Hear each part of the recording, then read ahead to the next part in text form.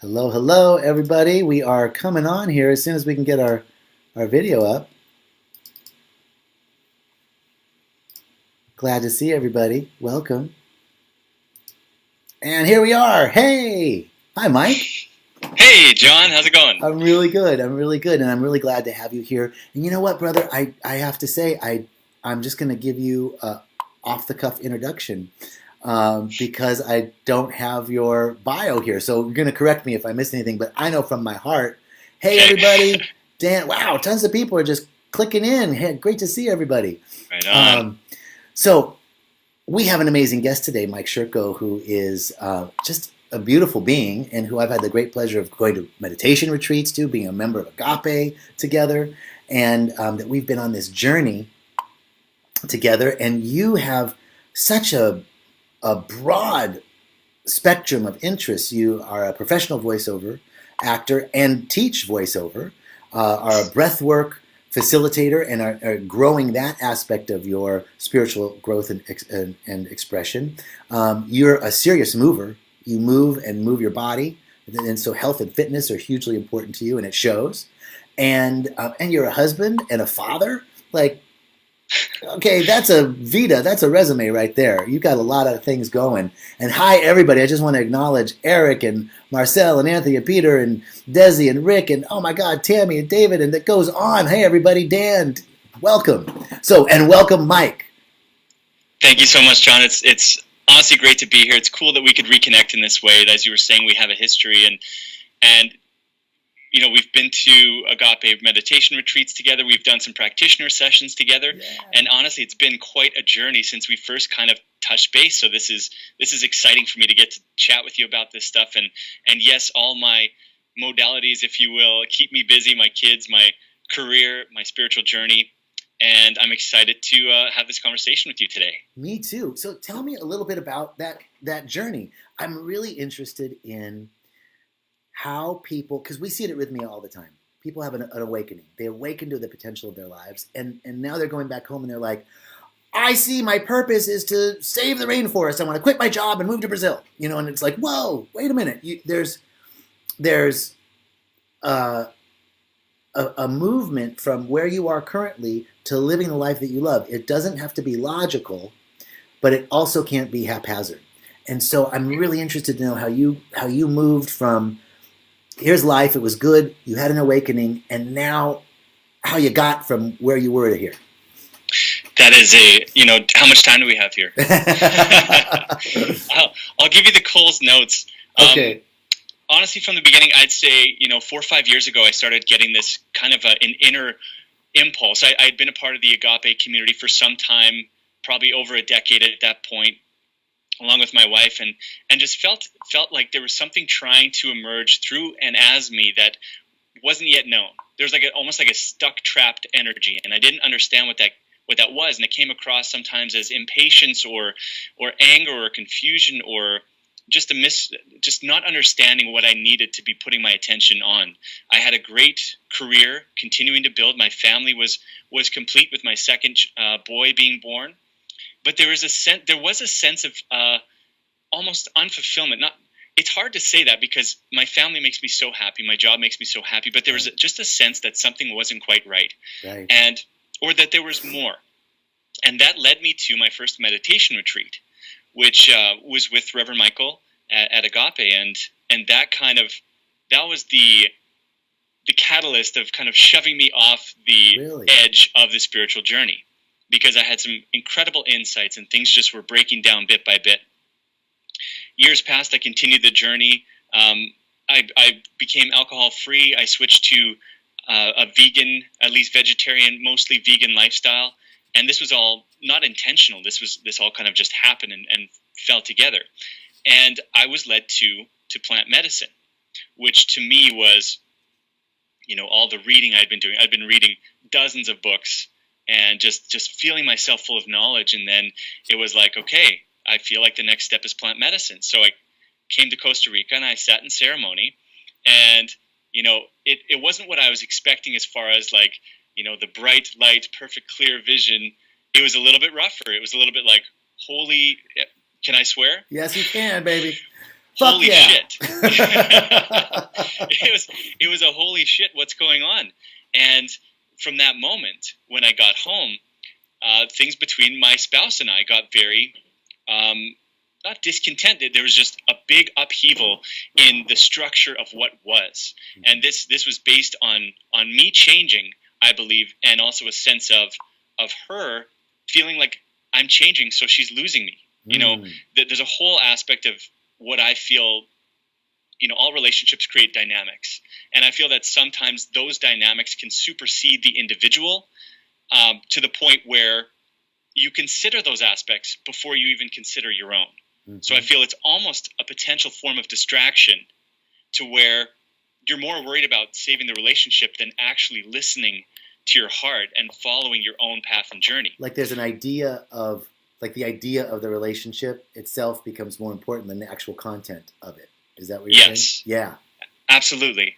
And in order for us to individually grow and heal from all that we need to, there needs to be, you know, almost a disintegration of the enmeshment of what has been created. It has to be broken down. I have to share with you, there's a comment, Eric, that goes, "Holy shit, this is my story."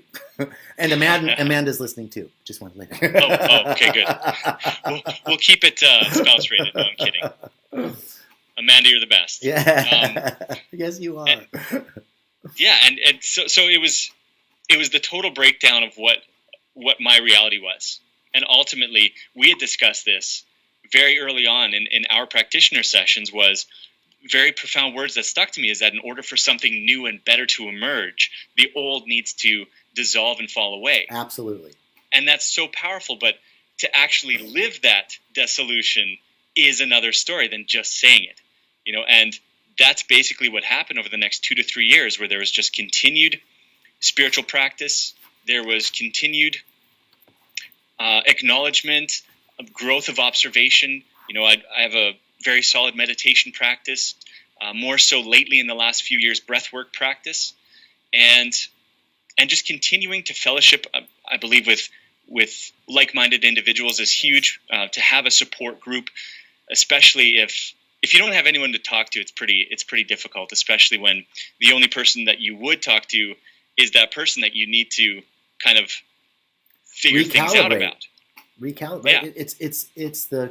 It's a classic story, Mike, because we consider ourselves fixed and we consider other people fixed. Like, oh, I know that's the way he or she is. That's the way my brother is. That's the way my boss is. That's the way my coworker is. And we also think our own emotional states are fixed as well.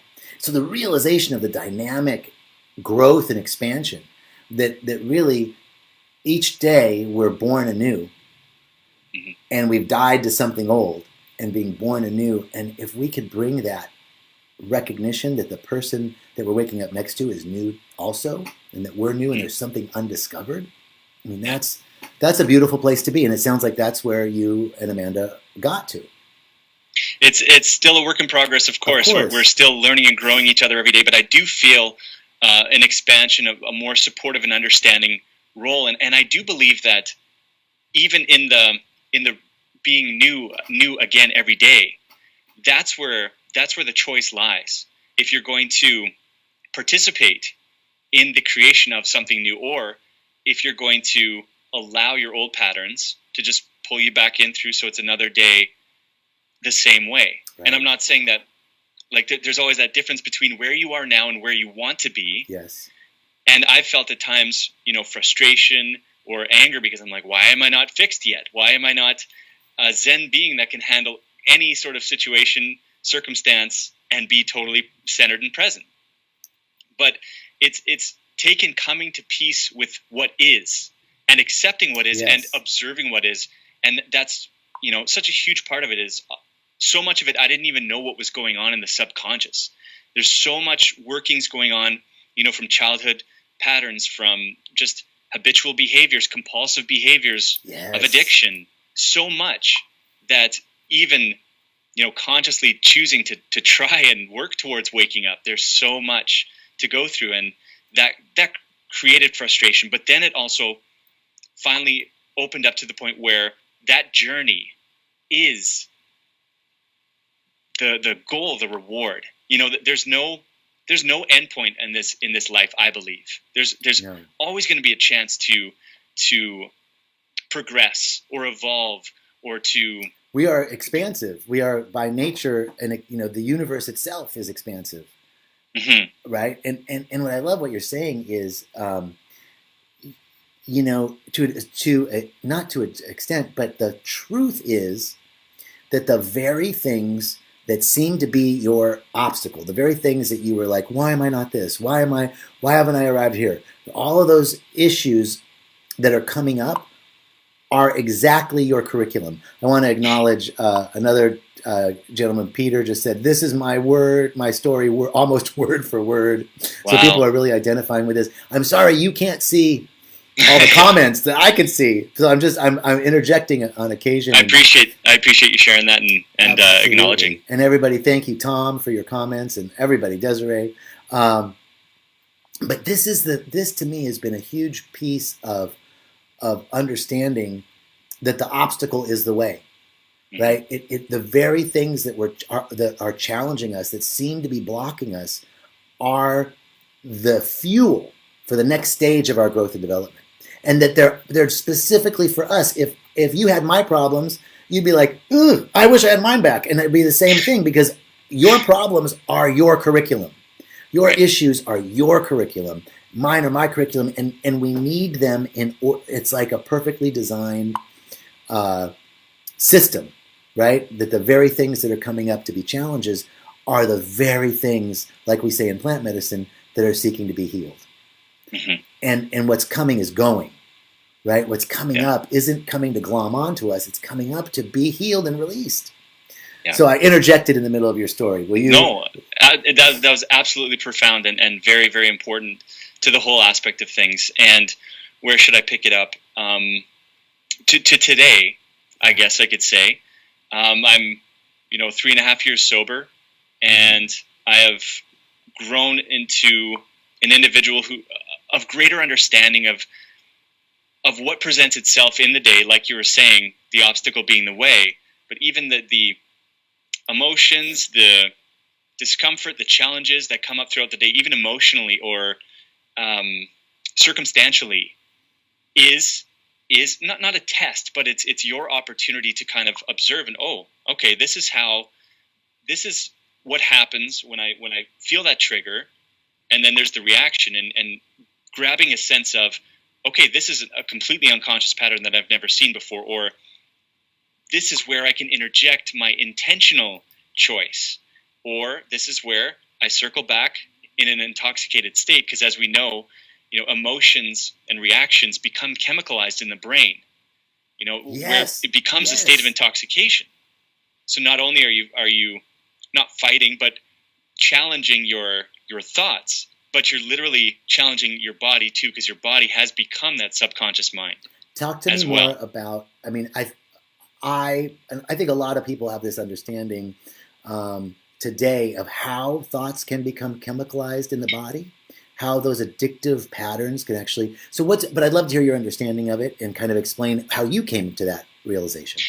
I'm definitely not a scientist or a chemist, but I do feel that I've received inspired wisdom, and what I would say about the chemicalization of emotions and reactions is that our bodies are built. We are creatures of habit. Yes. And 90 or 95% of the body's functioning is unconscious, and that's like your heart beating, your organs doing their thing. But then it also comes down to, if something triggers a certain thought, that can begin production of a chemical, which can, being creatures of habit, our bodies seek the same. They seek the pattern. They seek to become efficient in whatever it is that is growing and presenting. And even if that addictive behavior, that compulsive behavior, is something that you would see as negative, like perhaps self-doubt or self-loathing or anger or any sort of emotion like that, Lack, that fear, is not supportive. Worry, doubt, any of those absolutely become addictive. Even though if you put it on paper, you're like, no, I don't want to feel fearful. I don't want to feel anxiety. I don't want to feel anger or impatient. But it feels to the body becoming more efficient, it feels more comfortable to embrace that chemically pleasing fulfillment of the addictive behavior. And it's pleasing because it's familiar. Yes. Can I share something with you? Yes, please. I just went camping up in Ojai this weekend, and I had a deep realization while peeing in the woods in the middle of the night. But it's about this very thing, right? Okay. So, I was camping. I was camping with some friends, but they were sleeping in their car, and so that when at night after we said goodnight and it's time to go to bed, I'd go to my tent and they'd go a good quarter mile away to where their car was to sleep in their car. And so I was kind of out there alone. Cool. And you get up in the middle of the night and it's California bear country, right? And it's dry. It's the end of summer and we're cooking good food. So I'm being careful. So you get out. It's 3:00 in the morning, and you are. Somebody just said you were live streaming in the woods. All right, Peter. That's hilarious, man. Indeed. So I get out there, and I'm on high alert. Right? It's dark. The moon is starting to set. Clouds are up, but there's trees and high grasses, and it's dark, and you can't see anything. So I'm like, pee and get back in the tent. Come on, and hurry up, right? And I'm in this mindset of something's possibly going to go wrong. There's something out there, something that goes bang in the night, right? And when I caught that old habitual protective pattern, right? It's not like it's a bad pattern; it's a protective pattern. We don't know what's out there. Do your business and get back in because that it's safer in the tent, whatever. So, right, it's very thick canvas, right? So, and once I caught that old pattern, it was like, oh my God, look at the night sky in the middle of this. We were isolated; there was nobody around. Amazingly, the moon was setting, and there was a certain slant of light that hit the high late summer grasses populated by sycamore trees and coastline oak. This magnificence that was available, the beauty that was available. And I saw how many other places in my life am I preoccupied by the possibility of something going wrong where I'm actually looking for something to go wrong as a means of protection. And in that, I miss the beauty and the infinite possibility of each moment that's bright with potential, right? Which is what I think you're talking about, right? That these habitual patterns come in, and they're not necessarily bad; they're protective, but they tend to take us out of being present in the present moment and being available to observe the possibility that's in the present moment. And I'd say protective, as the personality is. Oftentimes, yes, a fear is healthy based on, a bear in the woods or, getting chased by a cougar or something like that. But these fears become not real. It's fear of judgment. It's fear of failure. It's fear of not living up to the expectation. It's, these fears that aren't really life-threatening, but for some reason they've grabbed onto the same fight or flight state that snap you into these survival modes of the personality because it does not want to experience something that's new. I believe it's Reverend Michael that says the ego thinks that anything past what it knows is, what does he say? The word. It's basically the abyss. There's nothing. It ends. It's over. Right. There's the ego sheer doesn't terror know exactly. lives on the other side. Annihilation. Fear of annihilation. Annihilation. Yeah. But the beauty of it is becoming, so many of us, desire change and evolution and growth and letting go of old patterns. What we need to embrace is that unknown, because we can't experience a new reality continuing to think the same thoughts, feeling the same feelings, and taking the same actions. So it's embracing that unknown that to the ego, to the personality, is sheer terror. Yes. So it's finding the modalities that can shift you into an understanding of, okay, now I get what's trying to happen here, what's trying to emerge, how to stay in that state of right in the line between the body, the personality thinking sheer terror, and actually pure growth of potential, like the unfolding of your excellence. Beautiful. So you got you were able to navigate this in a way that allowed you to begin to express more of your gifts and talents in an area that's really exciting for you. Yes. More recently, in the last few years, I found the practice of breath work, and this specific practice. I know there's dozens and dozens of different types of breath work, but I call it a 3-part conscious breath, and it's literally 3 parts, continuous breathing loop. There's musical background, there's verbal guidance, but what I found is that, in plant medicine ceremony, the way I can explain it is that there's a separation between, the framework of who it is you are as a human being, and experiencing life itself unfiltered, and just the sense of what life is. And I think that the human emotion that closely relates to life itself is love. I think that's the vibration that closest matches what life is itself, the creation of life itself. And what I found in breath work, which is, to me more accessible. I don't live in Costa Rica, availability. The breath is always there, baby. The breath is always there. Obviously, it's not.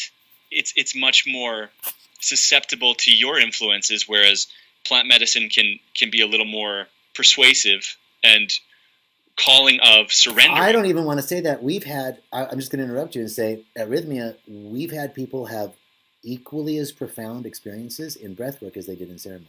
It's a powerful modality. There's no need to say it's not as like that. That's not true, man. I think breathwork is a key tool in our spiritual gig bag, just like I think plant medicine is. But I think breathwork is equally as powerful. I don't see it as being a second in any way. I do agree. I just to try to contrast it, because to me it's not the same experience, but it can result in a very similar outcome where it's creating that space between the personality and life itself. And there's that gap where you can kind of view your divine wisdom, connect to divinely guided intention, and experience life without the weight and worry of a busy mind trying to distract all the action. I received some direction from a brilliant teacher, and he said,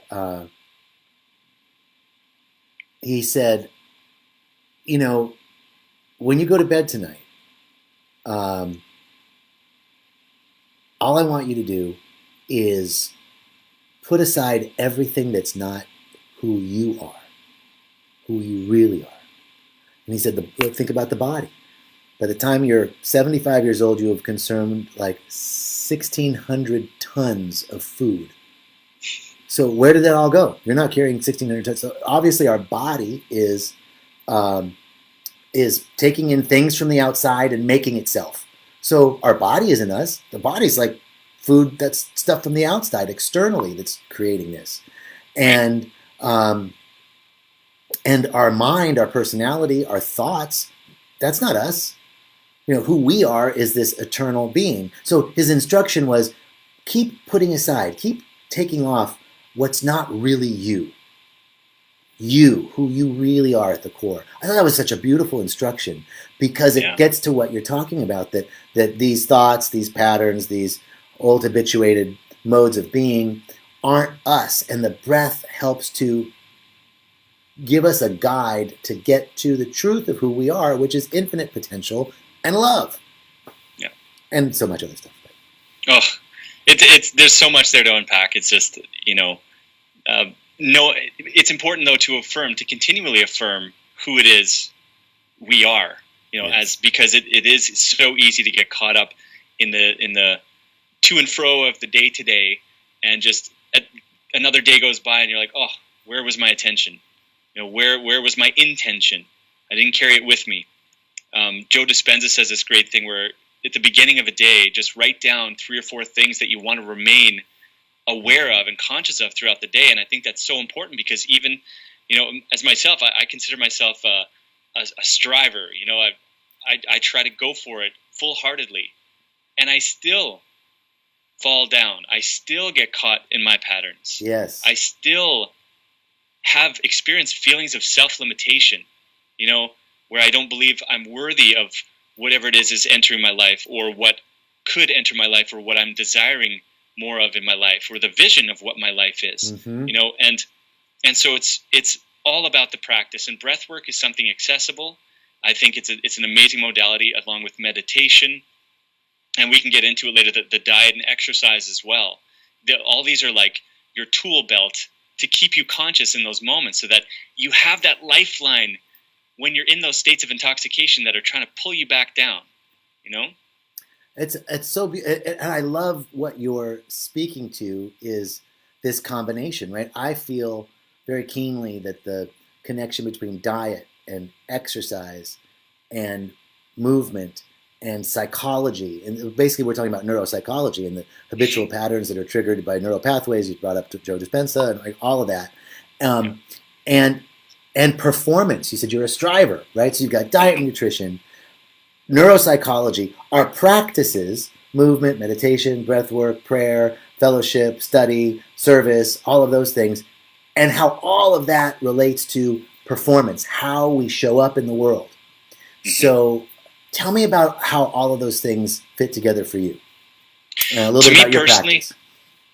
Yeah, absolutely. Those are very, very important to me. It all starts at the base with pillars that create the quality of your energy. And I believe that the number one, I'd say top three things. Yeah. Number one, I think, is diet. Because it doesn't matter how rested you are, if you're eating, processed foods that are low energy, high sodium, high sugar foods that, knock down your immune system, that drain your energy. You can't even exercise your way out of a bad diet. Exactly. So that's key. And sometimes it feels bad eating good food because you have that craving of whatever that stimulation of that tasty high sodium or high sugar food. Yeah. So that can feel impossible to make a good choice sometimes. So then along with the diet is also rest. I think rest is critical. I've noticed it personally in my own life. I oftentimes will work out Monday, Wednesday, Friday at 5 a.m. So that means I'm getting up at 4:20, 4:30. And if I don't get enough rest and that accumulates, the ability to stay aware and make the choices, the intentional choices, becomes harder and harder, I find. Absolutely. So you got diet, you have rest, and then you have, I guess you could say, exercise or body movement or some sort of modality to boost your state, because exercise itself, it creates tonic chemicals within your body. Yes. That also energizes you, that elevates your mood. It boosts systems in your body that are highly energetic. Yes. And I've also found that, say, for example, I had a friend who broke his arm, but within a couple days he was squatting, he was deadlifting heavy weight, because, obviously not on his arm, but sorry, he wasn't squatting. I think he was leg pressing. Mm-hmm. So creating that healing environment, when you break down the muscles, your body obviously puts all those hormones and chemicals into repairing. It also puts it into the rest of your bloodstream too, right? It's not specific to whatever body part you're working out. So that just creates a healing environment. But I always feel, the hardest moment is to make the choice. I've woken up so many times at 4:30 just being like, you know what? Right? Not today. I don't need this. I could do it tomorrow. But it's in that moment when you try to talk yourself out of the modality that's going to boost your mood and make you feel better. It's easy to talk yourself out of that. So easy. Don't ask me why. That seems easy. But if you can short circuit those patterns trying to express, those limiting, low vibrating patterns trying to express, that I think, softens the addictive pull to do the opposite the next time. I think there's something really interesting. Man, everything that you said was really interesting. So I don't mean to be like, there was one thing in there that was interesting. The rest of it was shit. No. The rest kind of sucked. But what I wanted to say was that idea, and I've heard this before, and I want to say bye, Peter. Peter said he has to go, but he really loves this, and he wants to watch it later. So right on. Thanks, awesome. Peter. Cool, Peter. And Gerda, thank you for agreeing. Um, but I think of it like priming the pump, right? Like when you are a mover, when you move your body regularly, like you said, you're breaking down the muscles, they're being rebuilt. The systems of renewal in your body are already primed and ready to go, right? That your body, those systems don't have to ramp up, right? Right. But if you smoke, and there's nothing wrong with smoking, there's nothing wrong, but like let's say you smoke, you don't eat well, you don't move your body, and you're fine. You go to work, you do your stuff, your life's fine. But then something happens. You break something, you sprain something, you get an illness. The systems of rejuvenation and replenishment and revitalization in the body aren't online. And Mhm. so my assertion is that somebody who is um, moving their body regularly has those systems online, they're going to heal faster from an Right. injury, from an illness, than someone who isn't, simply because those autonomic systems need to prime, right, to get ready. So I think And what you were saying is so important around the consistency of that movement. yes. And on top of that, talking about a healing environment is that, yes, the body itself and the systems, but also the mind creates an environment as well for a state of healing. If you believe that you have the ability, like what I've found, what's ringing true to me is that the body, the vehicle that we have in this life, is just meant to do its thing. It's meant to heal. It's meant Yes. to do its thing and just be healthy. It's meant to do that. And under the, I'm not going to say perfect conditions, because there is no such thing as perfect conditions, but if you continue to expose your body to a healthy mind, a healthy diet, a healthy regimen of practices, then the body will inherently at least try to heal itself. This is the Yeah. thing. Our body is a self-regulating, self-healing organism. Mm-hmm. And I agree with you 100%, except one thing. Okay. So I guess 99%. No. I agree with you that our mindset is important, but it's more than just an affirmation from the lips or a thought from the mind. That we must have no contradiction. We can't speak or think something, but in our hearts feel differently. There has to be a unification.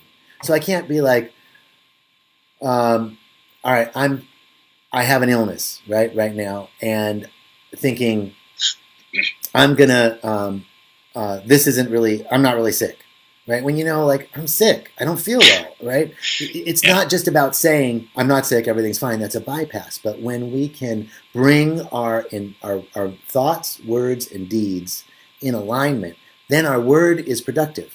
Then our Mm-hmm. thoughts are productive to that very thing you're speaking of, is the mental atmosphere. And so I think another interesting piece about your practices that I want to ask you is those practices that help you lift your mind above confusion on a daily basis. Obviously, breath work, obviously, movement. Mm-hmm.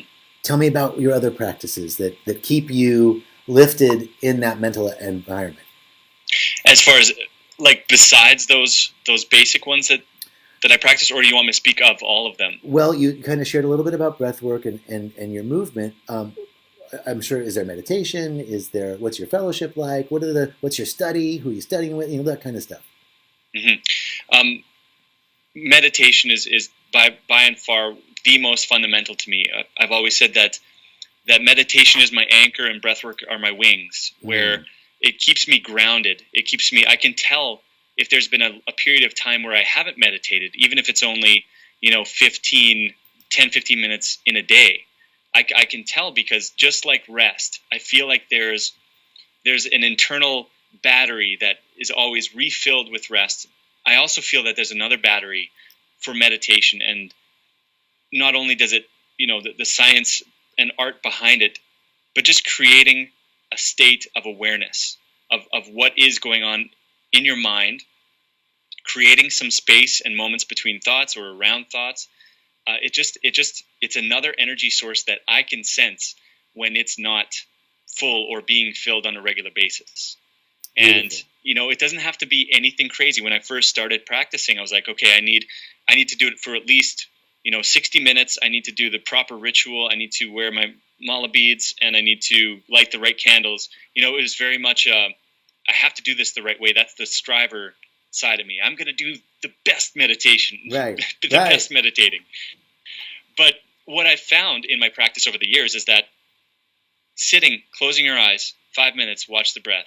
The practice is more important than the perfection. The perfection doesn't exist, Just doing it, even if it's for a few moments, has the power to influence your whole day. And that is by and far my most important practice. Love that. I agree. I agree.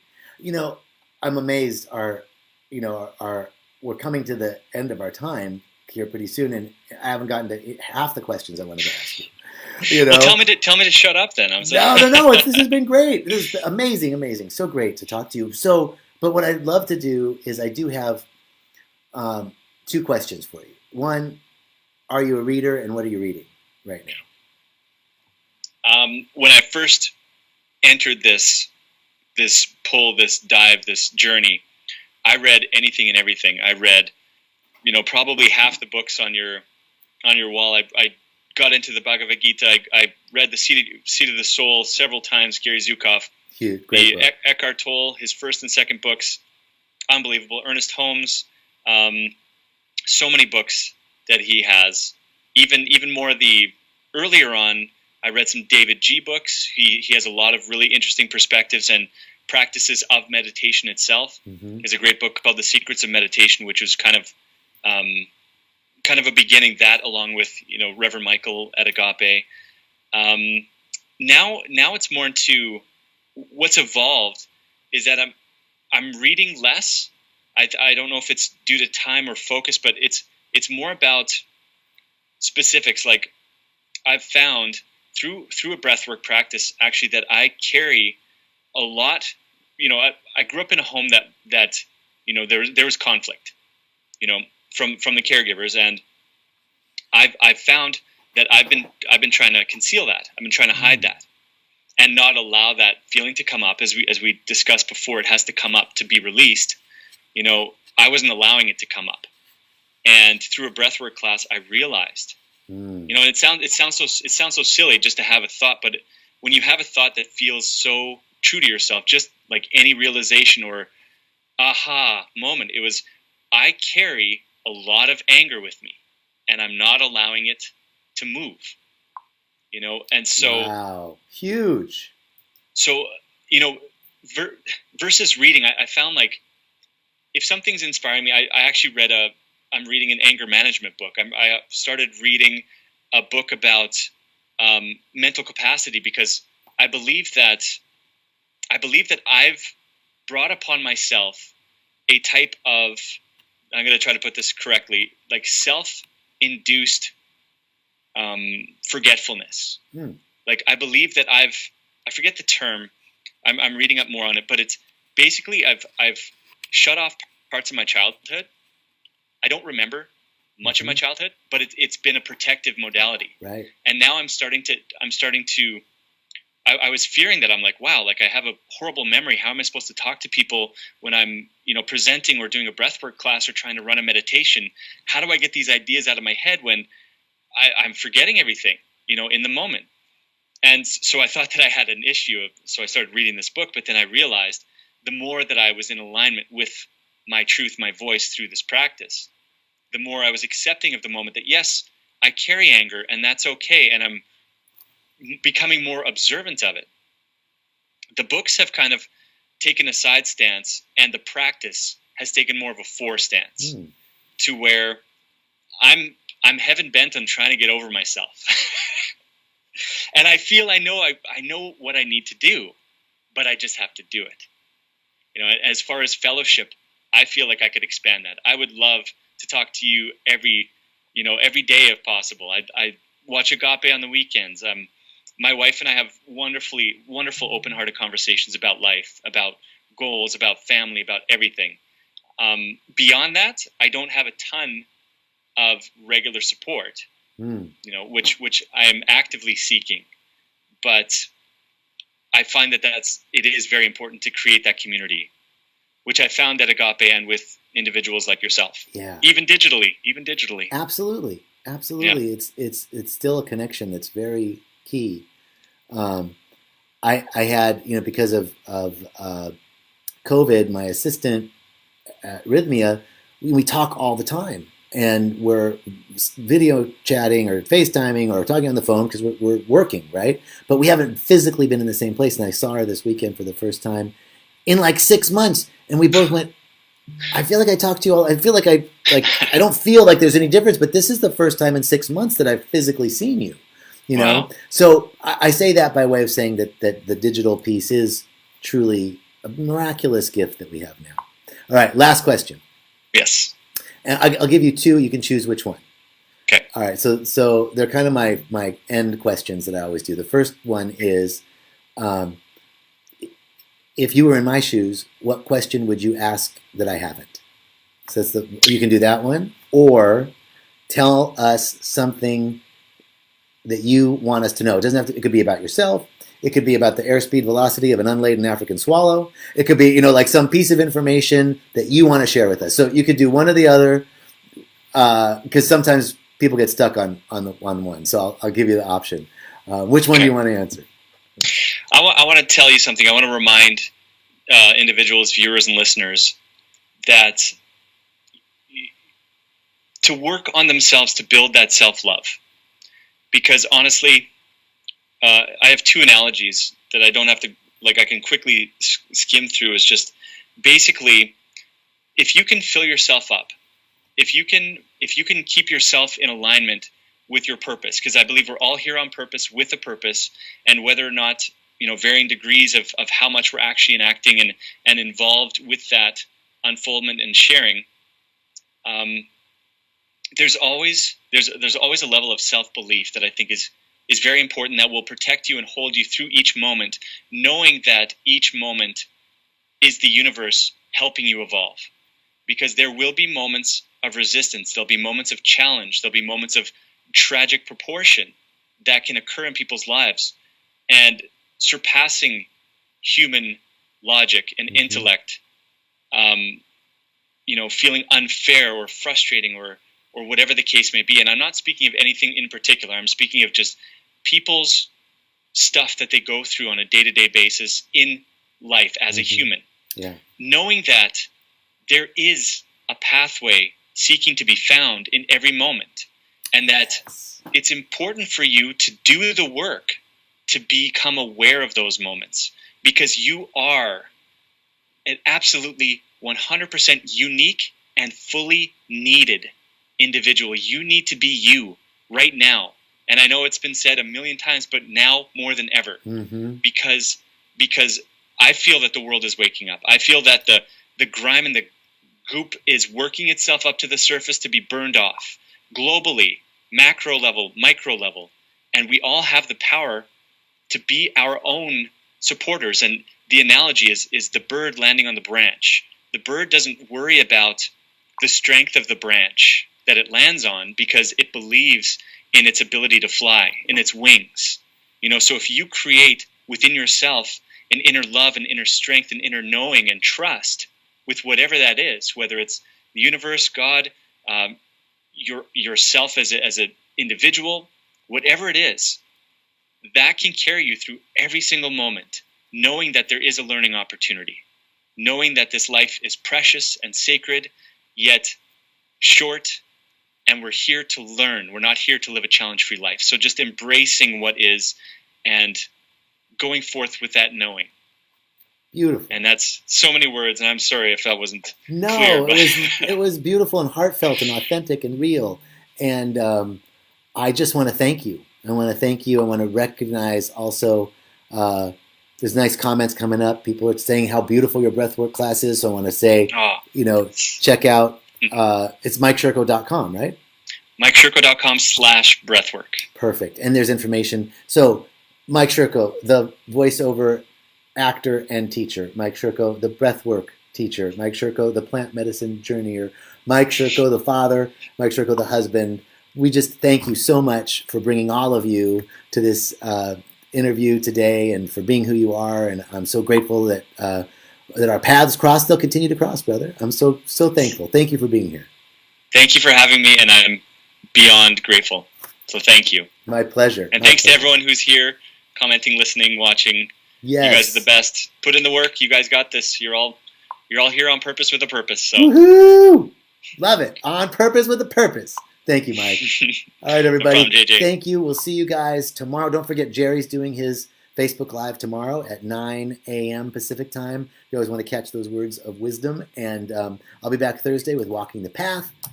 And between now and then, I trust and know that your life is a continuous adventure permeated by unshakable joy. All right. Peace and blessings. Thank you, everyone.